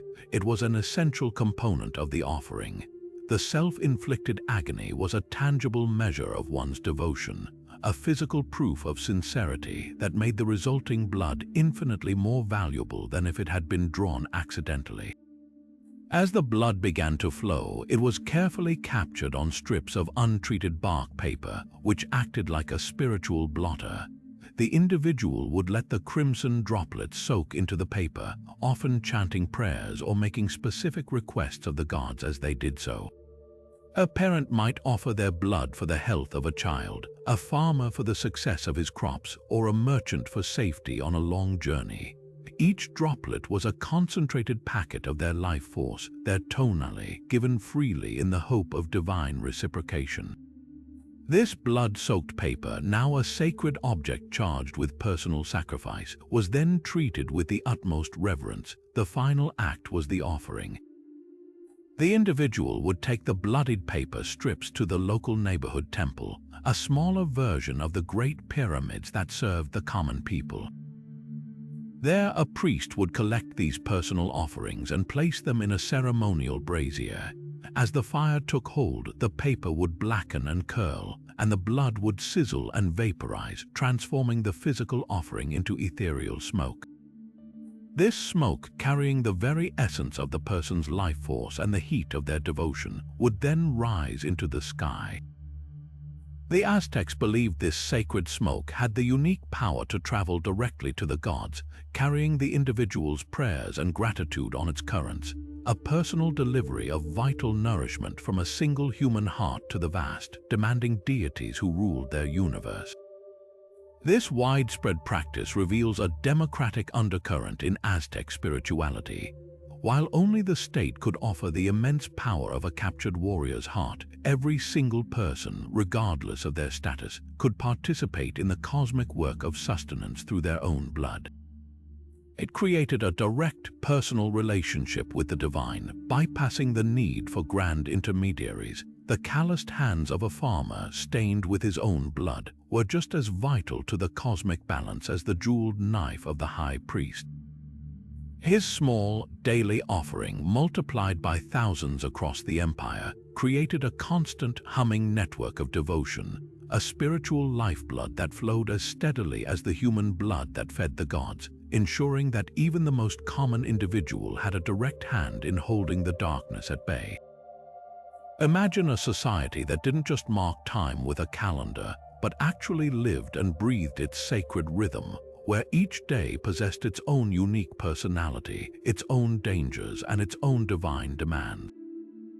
For the Aztecs, the 260-day ritual cycle known as the Tonalpohualli was exactly that, a complex, living entity that dictated the spiritual currents of the entire empire. This wasn't a tool for planning harvests or marking holidays. It was a divinatory map of fate itself, a sacred wheel of 260 days that constantly turned, requiring a perfectly synchronized series of human offerings to keep it moving smoothly. The most profound of these were the calendar-round sacrifices, rituals of such intricate specificity that the very identity of the victim was determined by the cosmic signature of the day they were meant to die. The system operated on a beautifully complex and, to our modern eyes, terrifyingly precise set of rules. The tonal Pohueli was a combination of 20-day signs, like jaguar, wind, rain, or flower, and the numbers 1 through 13 cycling alongside them. This created 260 unique combinations, each with its own presiding deity and its own specific spiritual needs. A day under the sign of one water, for instance, was governed by Huitzilopochtli, the goddess of flowing waters, and might call for a drowning sacrifice. But a day under the sign of seven rain, ruled by the rain god Tlaloc, would have an entirely different requirement, perhaps the tears of a child. The priests, who were master astrologers and mathematicians, would carefully track this endless cycle, knowing well in advance which days would demand the ultimate price and precisely what form that offering needed to take. This is where the concept of cosmic symmetry became absolutely critical. The Aztecs believed in a principle of sympathetic magic, that like must be offered to like to achieve the desired effect. Therefore, the perfect sacrificial victim for any given day was not just a random prisoner of war. The ideal offering was an individual whose own personal birth sign, determined by the day they were born into that same 260-day cycle, matched the sign of the day of their sacrifice. If the day was for movement, a day of great energy and potential peril, the priests would seek out a person born on a for-movement day. This created a perfect spiritual circuit. The victim was not an outsider being forced into a role. They were a piece of the day itself, a living embodiment of its energy being returned to the god who governed it. Their death was seen as the completion of a cosmic circle that began with their birth, a predestined journey where their entire life was a preparation for this single, sacred moment that would rebalance the forces of the universe. The practical logistics of this system was staggering. It meant the Aztecs had to maintain a vast, living inventory of human beings, categorized not by their tribal affiliation or social status, but by their birth sign. This was one of the primary functions of the famous Flowery Wars, those seemingly endless battles with neighboring city-states like Tlaxcala. While they served as training grounds for warriors and demonstrations of Aztec power, their core purpose was often to acquire specific human offerings whose birth signs were needed for upcoming calendar dates. A priest might consult the sacred books and announce that in 73 days the sign 1 jaguar would arrive, a day requiring a heart offering to Tezcatlipoca. Military captains would then be tasked with capturing warriors born on a 1 jaguar day to ensure the ritual's perfection. This turned warfare into a form of sacred shopping, a grim harvest of human beings selected for their metaphysical properties rather than their military value. When the designated day finally arrived, the ritual was the culmination of this immense bureaucratic and spiritual effort. The chosen victim, having been held and often treated with reverence as a living symbol, would be prepared in a manner that amplified the connection. They might be painted with the colors of the presiding deity or adorned with specific feathers and jewels. The method of sacrifice was then meticulously aligned with the day's nature. A day dedicated to the fire god would see a victim cast into flames. A day dedicated to the earth goddess might involve decapitation. The entire ceremony was a masterpiece of symbolic alignment, a perfect meeting of time, identity, and divine will. For the Aztecs, this wasn't murder. It was the highest form of celestial mechanics, a necessary adjustment to the gears of the cosmos performed with a human life as the tool. The correct sacrifice on the correct day was believed to ensure everything from timely rains and military victory to the prevention of earthquakes and disease, making the tonal Pohueli not just a calendar, but the very heartbeat of existence, each pulsation marked by a carefully chosen, perfectly timed offering. Yet in this brutal economy of life and death, a captured enemy warrior faced a fate far more complex than simple execution or a life of demeaning servitude. For the most valiant among them, the greatest honor was not to be spared, but to be chosen for sacrifice. This was the warrior's death, a ritual that redefined the very meaning of honor, transforming a battlefield defeat into a spiritual victory and a direct passport to paradise. To understand this, we must first step away from our modern conception of captivity and slavery. In the Aztec world, a warrior captured alive was not merely a prisoner. He was a living, breathing trophy of war, a vessel of immense spiritual potential.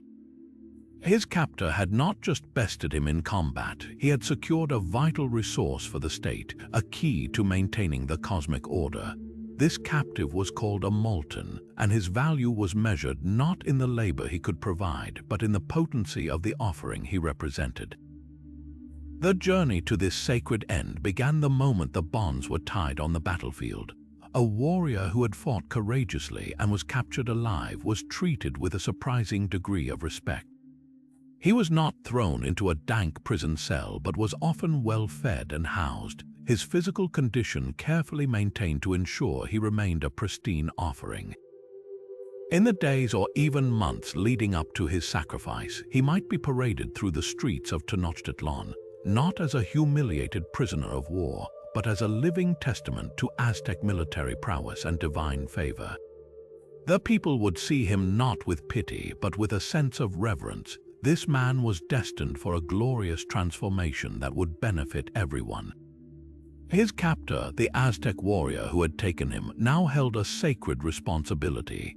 He was the custodian of this human offering, and the successful sacrifice of his captive would bring him immense prestige, social status, and tangible rewards, elevating his standing in the highly stratified Aztec military society. The underlying belief that made this all possible was the Aztec vision of the afterlife. They did not believe in a single heaven or hell, but in multiple afterlife destinations determined not by a person's moral character in life, but by the manner of their death.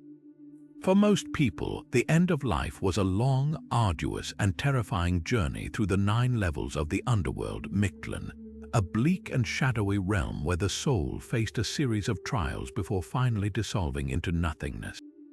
It was a fate to be feared, but there were 2 glorious exceptions. Those who died from water-related causes, drowning, lightning strike, or diseases like gout, were granted access to Tlaloc, the verdant, paradise-like realm of the rain god Tlaloc. And for the warrior, the most coveted destination was Tenochtitlan, the House of the Sun. This was the exclusive realm reserved for men who died in combat or, crucially, by sacrifice. This belief completely inverted the experience of captivity. For a warrior raised in this culture, being chosen for sacrifice was not a death sentence, it was a promotion. It was an escape from the dismal fate of Mictlan and a guarantee of an eternity of honor. After a 4-year period accompanying the sun god on his daily journey across the sky, these blessed souls would be transformed into hummingbirds and butterflies, spending the rest of eternity sipping nectar in the heavenly gardens. This was the ultimate reward for a life of courage. Therefore, when the captive warrior was led up the steep steps of the Templo Mayor, he was participating in the final and most important battle of his life, a battle for his eternal soul. He was expected to meet his end not with fear or resistance, but with courage and stoic acceptance. To cry out, to struggle, to show fear was to dishonor himself, his captor, and the gods awaiting his arrival. Historical accounts suggest that many captives did indeed play their part, chanting songs to the sun and shouting challenges to the Aztec warriors lining the steps, affirming their own bravery until the very last moment. His death on the stone was the moment of his transcendence. His heart, torn out and offered to the sun, was the key that unlocked the gates of Tenochtitlan. In this breathtakingly pragmatic spiritual system, the Aztecs had engineered a perfect cycle. They motivated their own warriors to capture rather than kill, ensuring a steady supply of offerings. They offered the most formidable enemies an incentive to surrender and accept their fate with dignity, and they convinced an entire civilization that the most violent act imaginable was in fact the highest honor they could bestow. A sacred collaboration between victor and victim that kept the very wheels of the universe turning. The ultimate expression of this divine transformation was reserved for the festival of Toxcatl, dedicated to Tezcatlipoca, the capricious god of fate. The chosen individual, known as the Ixiptla, was not merely dressed as the god, he became the god for an entire year. This was no last-minute costume change. From the moment of his selection, a young man of flawless appearance and noble bearing, he was treated as the deity incarnate. He was taught to play the flute with exquisite grace, to walk with an air of majesty, and to speak with eloquence. Adorned in the finest jewelry and followed by an entourage of attendants, he lived a life of absolute luxury, wandering the streets of Tenochtitlan as a living, breathing object of worship. The people would bow as he passed, for they truly believed they were in the presence of Tezcatlipoca himself. This long, elaborate process was essential. It wasn't about deceiving anyone, but about gradually and completely transferring the human consciousness of the victim into the divine identity he was destined to fulfill. His every action, the very music from his flute, was a slow, deliberate prayer building towards a single, destined moment, to further dissolve the boundaries of self and ensure a seamless transition into the divine. Priests often employed powerful psychoactive substances. The victim might be given a tea brewed from sacred mushrooms known as Tiananacatl, or flesh of the god, or a potent concoction made from the Ololuqui morning glory seeds. These weren't administered to sedate or pacify, but to actively catalyze the spiritual metamorphosis. Under the influence of these entheogens, the victim's perception of reality would fundamentally shift. The mundane world would fall away, and the veil between the human and the divine would tear open. A priest watching this transformation would see the victim's eyes glaze over, their speech becoming oracular, their movements taking on an otherworldly grace. They were no longer a terrified prisoner facing death. They were a willing vessel, their own ego dissolving to make room for the immense power of the god flooding in. This chemically induced state was the final, crucial step in the ritual alchemy, guaranteeing that at the moment of sacrifice, it was not a human being who died, but a divine entity willingly returning its essence to the cosmic cycle from which it came. In this society where even a commoner's blood was a vital offering, the Aztecs held a particularly powerful belief about the nature of physical beauty. They saw a flawless human form not as a simple matter of genetics or luck, but as a visible sign of divine favor, a literal spark of the god's own perfection shining through a mortal vessel. This made a physically perfect individual one of the most potent and sought-after offerings imaginable, a living treasure to be reserved for the most important and discerning deities in their pantheon. The ritual selection of these individuals was a sacred hunt for human masterpieces, and their sacrifice was considered the ultimate act of returning a divine gift to its source with interest. The criteria for this kind of sacrificial victim were extraordinarily strict, far surpassing the requirements for a brave warrior. Priests would scour subject populations and even their own noble classes for young men and women who embodied this celestial ideal. The chosen one had to be without a single physical blemish, no scars, no pockmarks, no asymmetrical features. Their teeth had to be perfectly aligned, their skin smooth and unmarred, their posture graceful and noble. A slight limp, a lazy eye, or even a single missing finger could disqualify a candidate. This was because any imperfection was seen as a crack in the vessel, a leak through which the sacred energy or tonale could escape, making the offering less potent. The ideal victim was a sealed container of divine life force, and their physical perfection was the guarantee of its purity and strength. This belief was rooted in the Aztec creation myths themselves. The gods had fashioned the current world era through a series of trials and sacrifices, and the current sun was created from the most beautiful and noble of the gods, Nanahuatzin, who bravely leapt into a divine forge to become the brilliant celestial body.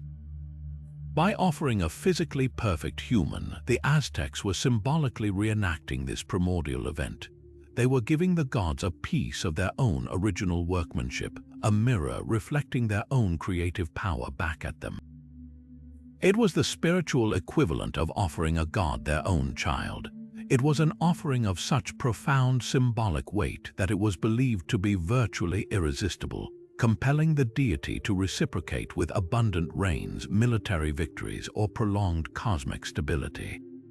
The most famous example of this was the year-long incarnation of Tezcatlipoca, where a physically flawless captive was treated as a god before his sacrifice.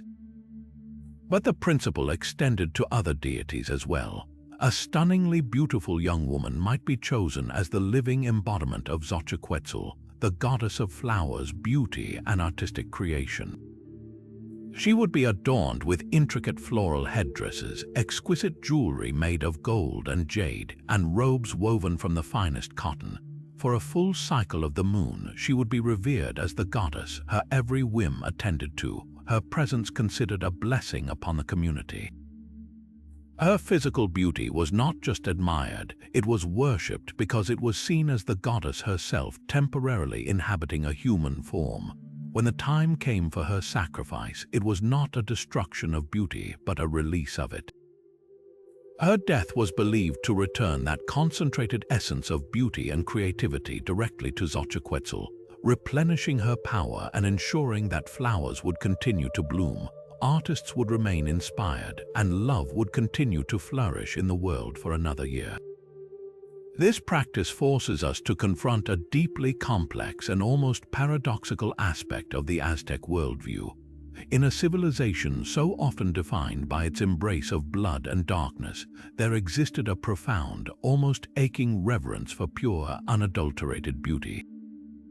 They loved beauty so much that they believed the ultimate expression of that love was to willingly destroy its most perfect earthly example as a gift to the forces that created it.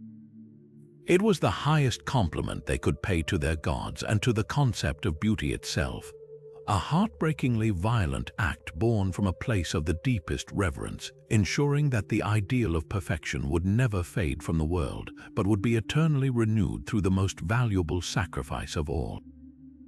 But all of the individual rituals and ceremonies we've explored so far, as dark and intense as they were ultimately local events, singular transactions with the divine. To truly comprehend the scale and ambition of the Aztec spiritual state, we must finally ascend to the peak of their sacrificial practice, to the multi-day spectacles of such staggering magnitude that they defy modern imagination. These were the mass sacrifice events, ceremonies where the line between sacred rite and industrial-scale ritual slaughter blurred completely, and the very infrastructure of Tenochtitlan was transformed into a machine for delivering human life to the gods. The most famous of these, the event that has come to define the outer limits of Aztec ritual practice, was the reconsecration of the Templo Mayor in the year 1487 under the reign of the Emperor Huitzilopochtli. Historical accounts, primarily from Spanish friars who interviewed Aztec nobles decades after the fact, give numbers that are difficult to fully grasp. They suggest that for the dedication of this newly expanded and glorified pyramid, the spiritual heart of the entire empire, between 4,000 and 20,000 individuals were sacrificed over the course of just 4 days. To put that into perspective, even at the most conservative estimate of 4,000, that would mean a continuous, unbroken procession of victims being led up the pyramid's twin staircases at a rate of nearly 1 per minute for 96 straight hours. The logistics of such an undertaking are mind-boggling. It would have required a perfectly coordinated army of priests, butchers, handlers, and cleaners operating in shifts around the clock. The sounds alone would have been a relentless cacophony, the constant beat of drums from the temple summit, the low chants of the priests, the roar of the vast crowd in the plaza below, and the inevitable final cries of the victims themselves. The victims for such an event were not gathered overnight. This was the culmination of years, perhaps even the entire reign of Huitzilopochtli, of dedicated warfare. The flowery wars with neighboring states like Tlaxcala and Huitzilopochtli were not just random raids.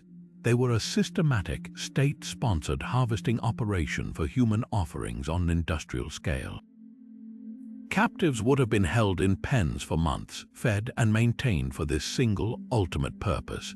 On the day the ceremony began, they would have been formed into long, snaking lines that stretched from the base of the Templo Mayor out through the sacred precinct and into the main causeways of the city.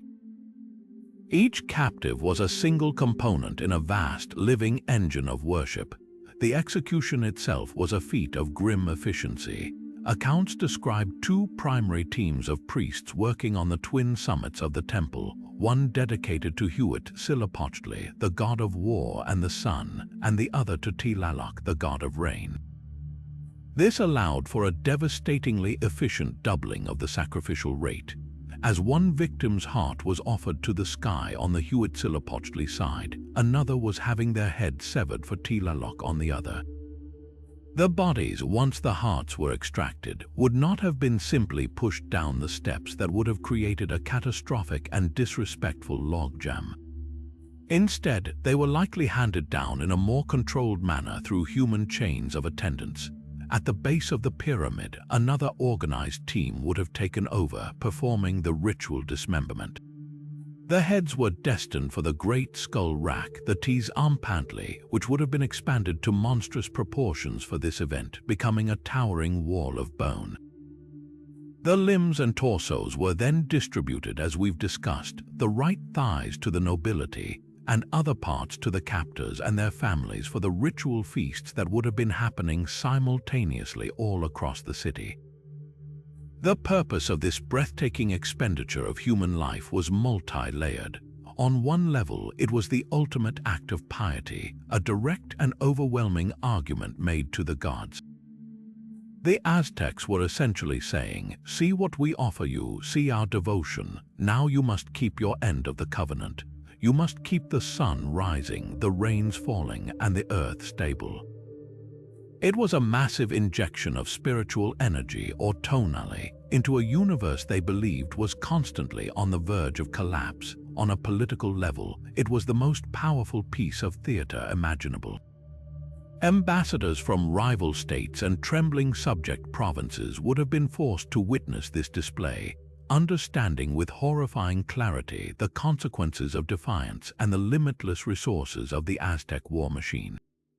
For the common Aztec citizen, it was both a terrifying and a reassuring spectacle, proof that their rulers and priests were doing absolutely everything in their power to ensure the continued existence of the world, no matter the cost. The reconsecration of 1487 was likely the apex of this practice, but it was not unique. The scale was simply the largest ever recorded. These mass sacrifice events were the ultimate expression of the Aztec worldview, a belief system that calculated survival in a currency of blood and hearts. It was a cosmology that demanded the constant feeding of a hungry, precarious universe, and in 1487, under the blazing sun above Tenochtitlan, the Aztec Empire delivered the most massive single payment it ever would. A chilling testament to a civilization that truly believed it could secure its future with the organized, systematic, and sacred ending of thousands of lives. Taken together, these 30 rituals form a terrifyingly coherent picture of a universe perpetually on the brink of collapse, a cosmos that could only be sustained through a constant and gruesome transaction of life energy. The Aztec worldview was not one of random cruelty, but of profound and desperate responsibility. They saw themselves as the stewards of existence, living in the fifth and final era of creation, a sun destined to be destroyed by earthquakes. Every single ritual, from the grand spectacle of heart extraction to the private bloodletting of a commoner, was a single thread in a vast tapestry of obligation. A desperate effort to postpone the inevitable end by feeding the insatiable hunger of the gods. Life itself was the currency of the cosmos, and blood was the precious water that nourished everything from the sun in the sky to the maize in the field. This was a spirituality of intense intimacy with the forces of nature, where the line between the sacred and the horrific was not just blurred, it was non-existent. To give life was to sustain life, and in their eyes, the sacrifice of a few was the only thing guaranteeing the survival of the many. For centuries, the accounts of Spanish conquistadors and friars were often dismissed by later scholars as exaggerated propaganda, horrific tales invented to justify the conquest of a sophisticated culture.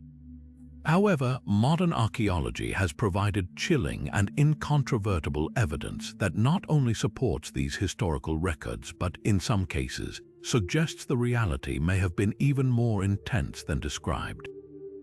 The discovery of the massive Huitzilopochtli rampantly beneath the streets of modern Mexico City was a watershed moment. A gruesome platform containing over 600 skulls, meticulously mortared together, with many belonging to women and children, proving the scale of sacrifice was immense and the victims were not solely male warriors. Forensic analysis of these remains shows cut marks consistent with ritual defleshing and precise holes drilled for mounting, confirming the grisly process of creating the skull racks. Excavations at the Templo Mayor continue to yield offerings that align perfectly with the chronicles. Collections of sacrificial knives with blades still dark with organic residue, stone vessels carved to receive human hearts, and the remains of animals like jaguars and eagles sacrificed in their own specific ceremonies. This physical evidence forces us to move beyond doubt and confront the sheer logistical and spiritual magnitude of a civilization that truly built its world upon a foundation of ritualized death. Understanding these dark traditions is not about indulging in macabre fascination. It is the essential key to comprehending the Aztec mind. To dismiss them as mere savagery is to completely miss their profound meaning. These rituals were the engine of their society, the core of their politics, the heart of their agriculture, and the rhythm of their calendar. They explain the constant state of flowery wars, not as mere territorial expansion, but as a necessary harvesting for a sacred purpose. They clarify the power of the state, which derived its authority from its role as the primary intermediary with the divine. They reveal a people living with a constant, tangible anxiety about the fragility of their world, who responded not with despair, but with a breathtakingly pragmatic and organized effort to hold back the darkness. By looking squarely at these practices, we see not a cartoonish culture of bloodthirsty villains, but a deeply religious, immensely complex, and tragically logical civilization that developed a unique and brutal solution to the universal human fear of chaos and extinction. Their legacy is a powerful reminder that the boundaries of human belief are vast and often unsettling, and that true historical understanding requires us to step inside a world utterly different from our own and to see the universe for a moment through their eyes. That incredible scale of devotion and its shocking logistics really forces us to confront the very different reality the Aztecs inhabited, one where these actions were not only justified but necessary for the survival of the entire cosmos. I'm incredibly curious to hear which of these 30 rituals you found the most fascinating, or perhaps the most difficult to comprehend. Was it the profound symbolism of the new fire ceremony, the psychological intensity of the sacred ball game, or the sheer scale of the mass sacrifices? Let me know your thoughts down in the comments. I read every single one and love hearing your perspectives. If this deep dive into the Aztec world has left you wanting to explore more ancient mysteries, you should definitely check out our video on the other side of the world, exploring the dark secrets of the Mesopotamian blood rites, or our investigation into the mysterious disappearance of the Maya civilization. Links are right here on screen. And if you haven't already, make sure to subscribe and hit that notification bell, because we have so much more historical mystery content coming your way. Next week, we're venturing into the fog-shrouded highlands of Peru to uncover the truth behind the Chachapoya, the warriors of the clouds, and their terrifyingly well-preserved mummies that hold secrets we are only just beginning to understand. Thanks for watching, and I'll see you in the next one.